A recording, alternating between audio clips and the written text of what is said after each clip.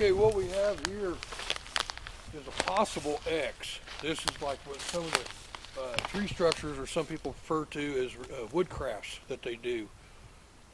Not real for sure exactly what they mean.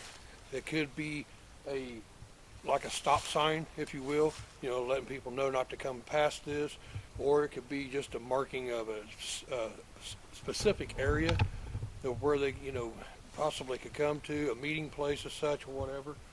But usually how we can tell about these, if they've been squatch made or not, is a lot of times, if you see how they're laid in here, if you look right up here, you'll see where this tree here had been laid up against that real small branch. Now, if this had been a wind situation where the wind blew it over, chances are it probably would have broke that off. But it didn't. It got caught in there, and then it makes like it has here, made this X.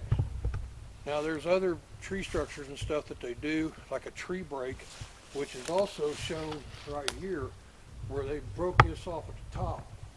A lot of times you can tell if it's been wind damage or not, or if it's squatch. And how you can do that is, a lot of times when they break these up at the top, there'll be a twist involved in it. Wind will just naturally break them. The squatch, when they grab them, they give kind of a twist, and that's what I found on a lot of these.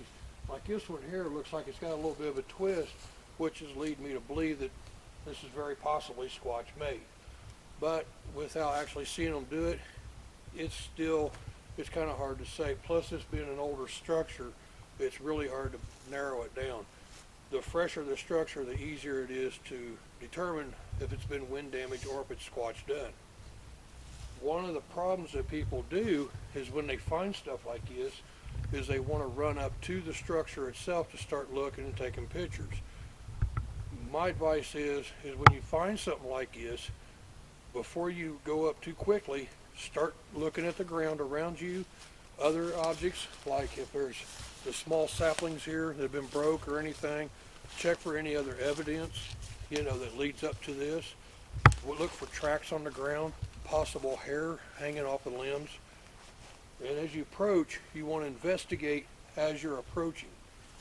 Then once you get to the structure itself, you want to start looking around on the ground here and everything to see if there's possibly tracks or hair samples, or maybe there's some scat or something that's been left behind by these.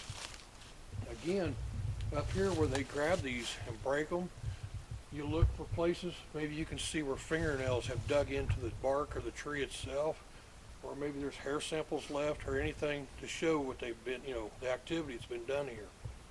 But anytime you ever find anything like this, whether it's an X, a tree break, maybe a teepee structure, or any kind of thing like that that's out of the norm that you would see in the woods, before you go straight up to it, always investigate from where you're standing going in. This way you don't damage anything. It's too easy to, as we found a while ago, to find a possible track and somebody step in it. So it's real easy to do that when you're coming in and looking at these structures here. This site here is also where Aaron and his girlfriend had some activity from this area. So as we were talking about, it was a couple months ago in the summer, either June or July. We were sitting out here, just a couple of us. We had our chairs out. I was doing some whoops. We did some tree knocks. Real quiet for about 20 minutes.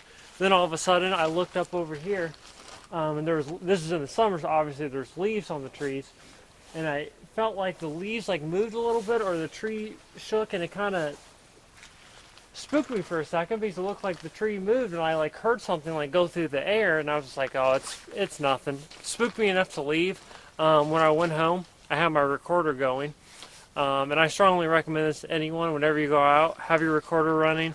Whenever you hear something, mark it on your phone. I usually have a concurrent timer going with the recorder, so I just screenshot it so I know where to go back to the recorder to listen to it.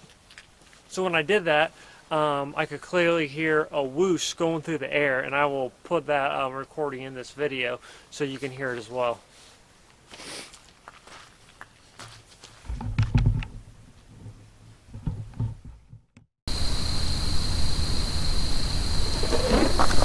What was that?